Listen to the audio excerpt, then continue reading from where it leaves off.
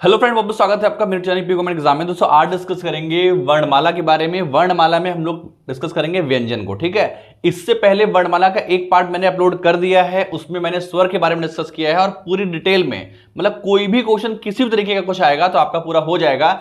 इस वीडियो में हम लोग व्यंजन के बारे में बात करेंगे और जितने भी क्वेश्चन इससे बनते हैं एग्जाम में वो सारे डिस्कस करेंगे। किस तरीके से पूछा जा सकता है, किस तरीके से नए क्वेश्चन बन सकते हैं, उसके बारे में डिस्कस करेंगे। तो आप जो है इस वीडियो को पूरा देखें और आप चाहें तो नोट्स बना लें ताकि आपको दोबारा रिवीजन करने में प्रॉब्लम ना हो। दोस्तों अगर आप मेरे चैनल पर नए हैं तो चैनल को सब्सक्राइब कर दीजिए और वीडियो अगर आपको यूजफुल लगे तो आप इसे लाइक कर दीजिए। दोस्तों स्टार्ट करते हैं। देखिए व्यंजन के बारे में बात करेंगे। देखिए फिर से आपसे कह रहे हैं कि इसमें स्वर जो है इससे पहले वाले वीडियो में मैंने पढ़ाया तो आप उसको जरूर देखें जाके, ठीक है। अच्छा वर्णमाला के बारे में बात करते हैं। अगर व्यंजन देखें तो व्यंजन देखिए, पहले देखें वर्णमाला में टोटल वर्ण कितने होते हैं, वो होते हैं 52। और इस 52 में हमने आपको बताया था कि जो स्वर होते हैं वो होते हैं आपके 13, ठीक है। और आपके व्यंजन टोटल कितने हुए, वो हुए 39, ठीक है। तो 39 और इसको जोड़ेंगे तो कितना हो जाएगा 52, ठीक है। तो टोटल वर्णमाला में वर्ण कितने हैं, वो आपके हैं 52। व्यंजन कितने हैं टोटल 39, स्वर कितने हैं 13, ठीक है। टोटल कितने हो जाएंगे आपके 52। उसमें भी आपको मैंने बताया था कि जो स्वर में जो मूल स्वर होते हैं वो होते हैं 11 और 2 अयोगवाह होते हैं, इसको मिला के होते हैं 13, ठीक है। और व्यंजन में भी बात की जाए तो जो मूल व्यंजन होते हैं वो होते हैं 33 और बाकी चीजों को भी अगर जोड़ लें तो बाकी के 6 और जोड़ें तो आपका हो जाएगा 39, ठीक है। तो डिपेंड करता है कि क्वेश्चन किस तरीके से पूछा जा रहा है। अगर आपसे पूछ रहा है कि मूल व्यंजन कितने हैं तो आपका आंसर होगा 33। अगर आपसे पूछे कि कुल व्यंजन कितने हैं तो आंसर होगा 39। अगर आपसे पूछे कि मूल स्वर कितने हैं तो आंसर होगा 11। अगर आपसे पूछे मूल व्यंजन कितने हैं तो आंसर होगा आपका मूल टोटल कितने होंगे तो आंसर होगा 13, ठीक है। तो इस तरीके से चीजों को भी पूछा जाता है, ज्यादातर आंसर आपको 11 दिया जाता है, ठीक है। तो आज जो 39 है इन सभी 39 के बारे में क्लियर करेंगे कि क्या क्या क्वेश्चन बन सकते हैं, क्या क्या होता है, ठीक है। देखिए स्पर्श व्यंजन क्या होता है। स्पर्श व्यंजन टोटल होते हैं 25, ठीक है। अगर आपसे पूछे कि बताइए स्पर्श व्यंजन कितने होते हैं, एक सिंपल सा क्वेश्चन बन जाता है तो आपका आंसर होगा 25, ठीक है। ये वो 25 व्यंजन है जो स्पर्श व्यंजन है। इन स्पर्श व्यंजन से बहुत सारे क्वेश्चन बनते हैं। किस तरीके के बनते हैं पहले ये देख लेते हैं, ठीक है। एक तो क्वेश्चन बनता है कि उच्चारण के हिसाब से आपसे पूछेगा कि कौन सा व्यंजन जो है वो उच्चारण के हिसाब से कैसा है, ठीक है। तो देखिए का वाला जो है वो कंठ से बोला जाता है तो कंठ वाले हो गए, ठीक। मतलब का वर्ग में जो 5 अक्षर हैं का ख ग घ ण, ये पांचों जो है वो कंठ से हो गए, ठीक है। चा वाला जो है वो तालु से हो गया, टा वाला जो है वो मूर्धा से हो गया, ता वाला जो है वो आपका दंत वाला हो गया और पा वाला जो है वो आपका ओष्ठ हो गया, ठीक है। तो देखिए सबसे बड़ी बात है कि कंठ तालु मूर्धा दंत ओष्ठ ये आपकी जो जवान है, आपका जो कंठ है उसका भाग है, मतलब उच्चारण का स्थान है जहां से इन अक्षर को हम बोलते हैं, ठीक है। तो कंठ देखिए पिछले वीडियो मैंने बताया था कि कौन सा पार्ट है। देखिए अगर हम इसको अपनी जवान माने, जीभ मान लें, तो सबसे पिछले निचले वाला पार्ट जो होता है वो होता है कंठ। यानी सबसे पहले कंठ पीछे से शुरू करेंगे, उसके ऊपर वाला हिस्सा, ठीक है, ये आपका तालव्य होता है। उसके बाद आपका तालु आ गया, आगे वाला हिस्सा ये आपका मूर्धा होता है जो कि आपका टावर्ग वाला आ गया। इसके बीच में यह दांत मान लेते हैं तो यहां पे दांत अगर हैं तो ये आपका तावर्ग हो गया और सबसे बाहर आपके ओंठ, तो यहां पर आपका ओष्ठ वर्ग हो गया, पावर्ग हो गया, ठीक है। यानी कि पीछे से पहले तालु, उसके बाद आपका पहले कंठ, फिर उसके बाद तालव्य, उसके बाद आपका मूर्धा, उसके बाद आपके दंत और उसके बाद आपके ओष्ठ, ठीक है। तो इस चीज को मैंने पिछले वीडियो में बताया था, तो आप देख लीजिए कि कहां कहां पे इसकी चीजें हैं और इस वीडियो को जरूर देखिएगा, ठीक है। देखिए तो अगर आपसे पूछेगा कि का और खा उच्चारण के संबंध में किस तरीके के व्यंजन है तो आंसर होगा कंठ, ठीक है। चा वाला कोई पूछ ले तो तालु, टा वाला पूछ ले तो मूर्धा, ठीक है। मतलब ये पांचों लेटर, हालांकि बहुत से लोगों को याद भी होंगे, एक बार नहीं याद एक बार देख लें ताकि ये चीजें अगर आपको याद आएंगी तो इस तरीके से क्वेश्चन अगर पूछेगा तो आप इसे बता सकेंगे, ठीक है। आपसे पूछेगा कि पा वर्ग जो है वो किस तरीके का है तो ओष्ठ है। ओष्ठ का मतलब यह कि आपके ओंठ आपस में चिपकेंगे। अगर पा वर्ग का कोई भी आप बोलेंगे पा या फा या बा तो आपके ओंठ जो है आपस में चिपकेंगे, इसलिए वो ओष्ठ है, ठीक है। ता वाला कोई वर्ग बोलेंगे तो दांत आपस में लगेंगे तो वो भी होगा, ठीक है। तो एक तो इस तरीके से क्वेश्चन होगा कि आपसे ये पूछे कि बताइए उच्चारण के हिसाब से क्या होना चाहिए। एक चीज और देख लेते हैं। देखिए और एक तरीका देखें कि अगर आप प्राण के हिसाब से यानी वायु के हिसाब से देखें तो एक और तरीका होता है। आपसे क्वेश्चन पूछेगा कि बताइए अल्प प्राण कौन से हैं और महाप्राण कौन से हैं। ठीक है, तो अल्प प्राण का मतलब हो गया जिसमें कम वायु निकले। ठीक है, प्राण का मतलब यहां वायु से है। अगर आपसे पूछे कि प्राण किसका पर्यायवाची है तो आंसर होगा वायु का। जिससे मुख से कम वायु निकले वो अल्प प्राण हो गया, जिसमें ज्यादा निकले वो महाप्राण हो गया। ठीक है, तो अल्प प्राण का मतलब ये हो गया कि देखिए अगर इसमें बोले हम क ख ग घा, तो जब का को बोल रहे हैं तो हल्की सी हवा निकले क, जो कि खा को बोल रहे हैं तो ज्यादा खा ग घा।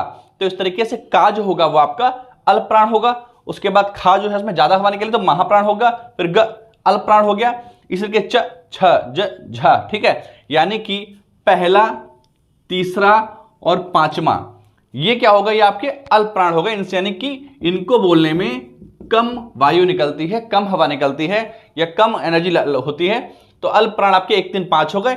बाकी का दूसरा और चौथा, ठीक है, ये आपके क्या हो गए, ये आपके हो गए महाप्राण। देखिए अल्प प्राण का मतलब ये हो गया जिसमें कम वायु निकले, 1 3 5, चाहे वो किसी वर्ग का हो, चाहे वो चा वर्ग का हो पहला तीसरा पांचवा, चाहे वो टा वर्ग का हो पहला तीसरा पांचवा, तो ये अल्प प्राण हो गए। और बाकी दूसरा और चौथा वो आपका होगा महाप्राण। तो ये इन सारे अक्षर को आपको याद भी होना चाहिए, ताकि अगर आप भूल भी जाएं तो आप इसको बना के याद कर लें कि कौन सा सही होना चाहिए। ठीक है, तो ये तो हो गई वायु के हिसाब से।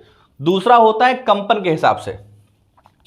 ठीक है, कंपन के हिसाब से मतलब ये हो गया कि जिन चीजों को बोलने में घर्षण उत्पन्न हो उस हिसाब से अगर आपसे अक्षर पूछे जाएं तो आपसे पूछेगा अघोष या सघोष। यानी जिन व्यंजनों को बोलते समय कंपन हो उन्हें हम, कंपन ना हो तो उन्हें अघोष कहते हैं, और जिनमें हो उन्हें सघोष कहते हैं।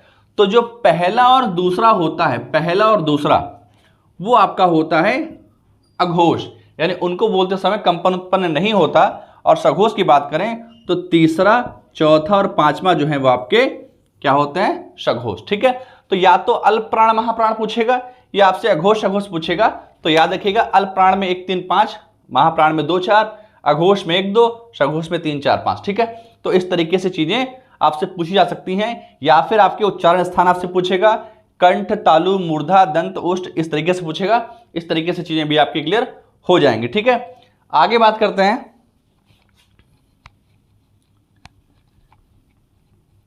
अनुनासिक। ठीक है, ये जो पंचमाक्षर है, ठीक है, यानी हर वर्ग का 1 2 3 4 5वां अक्षर, 1 2 3 4 5वां अक्षर, ये पांचों अक्षर है जो हैं इन्हें हम अनुस्वार कहते हैं या अनुनासिक कहते हैं या नासिक के कहते हैं। ठीक है, मतलब आपके मुख के साथ साथ नाक से भी हवा निकलती है या नाक से भी उसका उच्चारण होता है।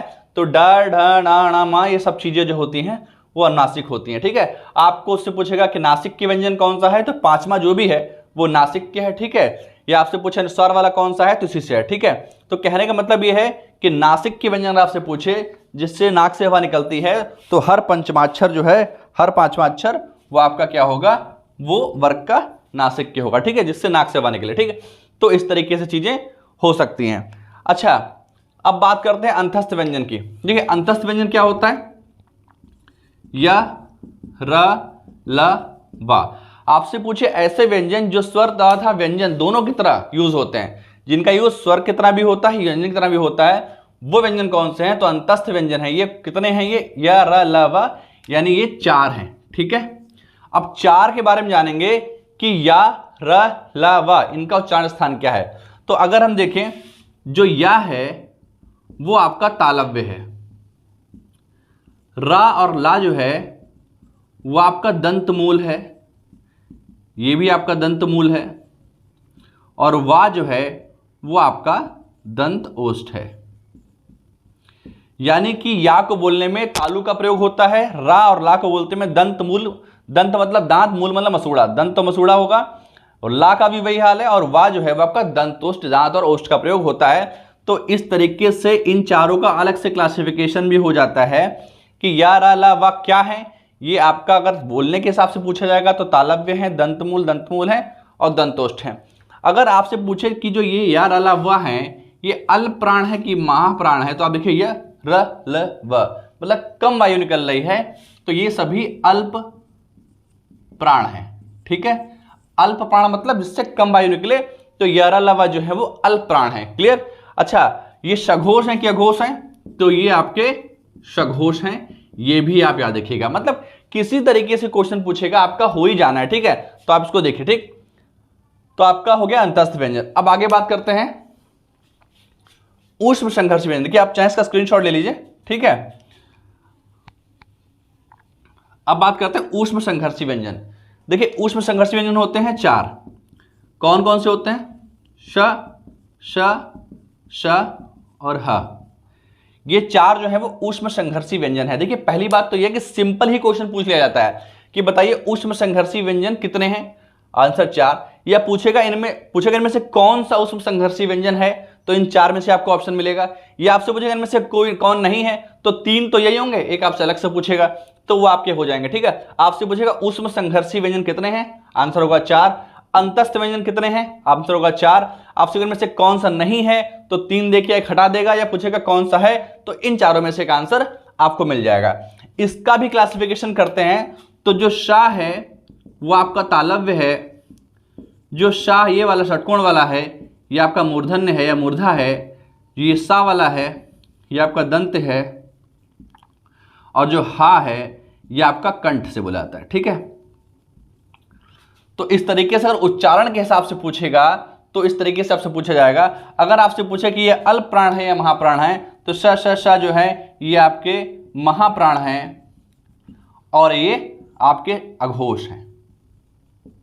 ठीक है, यानी कि ये अल्प प्राण सघोष थे और ये महाप्राण और अघोष हैं। ठीक है, तो इस तरीके से श श श ह ये आपके याद होने चाहिए कि ये व्यंजन आपके कौन कौन से हैं। ये आपके ऊष्म संघर्षी व्यंजन है, और या र ला वा जो है वो आपके अंतस्थ व्यंजन है।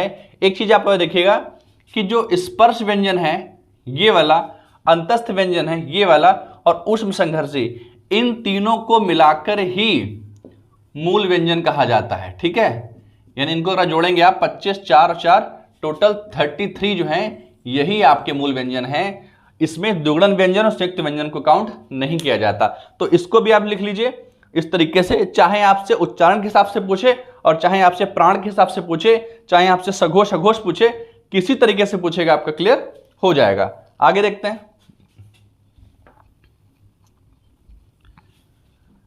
आगे दुगुणन व्यंजन। दुगुणन मतलब 2 से याद रहेगा, 2 होते हैं टोटल, एक डा और एक ढा। ठीक है, ये पहले नहीं थे, बाद में विकसित व्यंजन हुए हैं ये। ठीक है, तो डा और ढा, ये वाला डा और ये ढा नहीं है। ठीक है, ये दोनों अलग हैं, ये दोनों अलग हैं। ठीक है, तो ये दुगुणन व्यंजन है, इनकी संख्या 2 होती है, और इनको भी अगर आप देखें तो डा और ढा ये मूर्धन्य है, यानी कि मूर्धा से बोले जाते हैं। देखिए, इससे पहले वीडियो में मैंने आपको बताया था कि मूर्धन्य होता कहां से है, मुख का कौन सा भाग मूर्धन्य है, कौन सा तालव्य है, और कौन सा आपका जो है वो कंठ है। तो ये चीज अगर आपको पता होगी तो ये वर्ड आपको नए नहीं लगेंगे। ठीक है, डा और धा ये दोनों ही मूर्धा से बोले जाते हैं। अगर आपसे पूछे कि अल्प प्राण है महाप्राण है, तो ड ये आपका अल्प प्राण हो गया, और ये बोलते हैं ढा यानी ज्यादा पानी निकाली, ये आपका महाप्राण हो गया। और ये दोनों ही मिला के सघोष हैं। ठीक है, इनमें कंपन होता है। तो अगर आपसे पूछे डा ढा उच्चारण के हिसाब से क्या है, तो आंसर होगा आपका मूर्धा। अगर आपसे पूछे वायु के हिसाब से, प्राण के हिसाब से, तो ड अल्प प्राण है, ढा इसमें ज्यादा हुआ है तो महाप्राण है, बाकी दोनों ही सघोष होते हैं। बाकी आपसे पूछे दुगुणन व्यंजन कौन से होते हैं, तो डा और ढा होते हैं। कितने होते हैं? 2 होते हैं। तो ये चीजें भी आपकी क्लियर होनी चाहिए। आगे बात करते हैं संयुक्त व्यंजन की। देखिए, संयुक्त व्यंजन क्या है, ये होते हैं टोटल 4। ठीक, क्या होगा? छा से छत्री, त्रा से त्रिशूल, ज्ञा से ज्ञानी, और श्रृंगार वाला शा। ठीक है, ये 4 संयुक्त व्यंजन होते हैं। संयुक्त मतलब 2 व्यंजनों से जुड़ के बने होते हैं। अगर छा को देखें तो ये का और शा से मिलकर बना होता है। त्रा को देखें तो ये ता प्लस रा से मिलकर बना होता है। ज्ञा का मतलब जा और वहां का बनकर बना होता है। ठीक है, और आपसे शा पूछे तो आपका शा और रा से मिलकर बना होता है। ठीक है, तो आपसे इस तरीके से तोड़ने के बाद ही पूछ देता है कि छा जो है वो किस तरीके के किन 2 व्यंजनों को मिलकर बना हुआ है, तो इस तरीके से बना होता है। ठीक है, तो आप देखिए पार्श्व व्यंजन कितने हो गए आपके, स्पर्श व्यंजन सॉरी 25 हो गए, अंतस्थ कितने हो गए 4 हो गए, उष्म संघर्ष कितने हो गए 4 हो गए, गुणन कितने हो गए 2 हो गए, संयुक्त कितने हो गए 4 हो गए। ठीक है, इसके सबके आप नोट्स बना लीजिए, आपको बहुत हेल्प होगी। ठीक है, एक और बात करते हैं अनुनासिक, अनुस्वार और निरुनासिक की। ठीक है, अनुनासिक का मतलब होता है जिसमें नाक और मुंह से दोनों से हवा निकलती है, पर मुख से ज्यादा निकलती है और नाक से कम। ठीक है, अनुनासिक का मतलब चंद्र बिंदु से है। ठीक है, जो चंद्रमा वाली बिंदी लगती है उसको हम अनुनासिक कहते हैं। इन शब्दों का प्रयोग तद्भव में किया जाता है, ये चीज याद रखिएगा। देखिए, जब हम लोग तद्भव तत्सम पढ़ेंगे तो उसमें ये चीज बहुत काम आएगी कि चंद्रमा की बिंदी वाला अगर क्वेश्चन आपको कोई मिल जाए, कोई वर्ड मिल जाए, ये आपसे पूछे तत्सम है कि तद्भव है, तो आंसर होगा आपका तद्भव है। तद्भव मतलब नया। ठीक है, जैसे आपको अगर आंख दे दे तो आंख आपका कैसा शब्द है, ये आपका जो है वो तद्भव शब्द है। ठीक है, अनुस्वार की बात की जाए, अनुस्वार में क्या होता है कि इसमें होता क्या कि नाक से हवा ज्यादा निकलती है और मुख से कम, तो उन्हें अनुस्वार कहते हैं। ये जो बिंदी होती है ना, चांद वाली बिंदी नहीं, आह से जब अंगूल लिखते हैं तो उसमें ये होता है, तो आह वाली जो बिंदी होती है तो वो आपके अनुस्वार में होती है। इसमें जब कोई शब्द बोलते हैं तो क्या होता है, नाक से हवा ज्यादा निकलती है और मुख से कम निकलती है, उन्हें अनुस्वार कहते हैं। और ये तत्सम शब्दों में प्रयोग किए जाते हैं। ठीक है, ये पॉइंट जरूर याद रखिएगा। ठीक है, ये तत्सम शब्दों में प्रयोग किए जाते हैं तो इन्हें हम अनुस्वार कहते हैं। ठीक है, निरुनासिक में क्या होता है, केवल मुख से हवा निकलती है। ठीक है, तो वहां पर निरुनासिक होते हैं। ठीक है, तो अनुनासिक, अनुस्वार, निरुनासिक के कुछ एग्जांपल्स आप जरूर देख लीजिएगा, हालांकि चीजें क्लियर हो जाएंगे आपको। एक चंद्रमा की बिंदी और एक नॉर्मल बिंदी वाले जो क्वेश्चन होते हैं वो अनुनासिक, अनुस्वार में आते हैं। तो इस तरीके से पूरा वीडियो जो है आपके लिए बहुत हेल्पफुल है और आप उसकी पूरे नोट्स बना लीजिए, एक ही जगह पे सारी चीजें क्लियर है। ठीक है दोस्तों, अगर आप मेरे चैनल पे नए हैं तो प्लीज सब्सक्राइब कर लीजिएगा और आपको वीडियो अगर यूजफुल लगा हो तो आप चैनल वीडियो को जरूर लाइक करिएगा। दोस्तों वीडियो देखने के लिए धन्यवाद।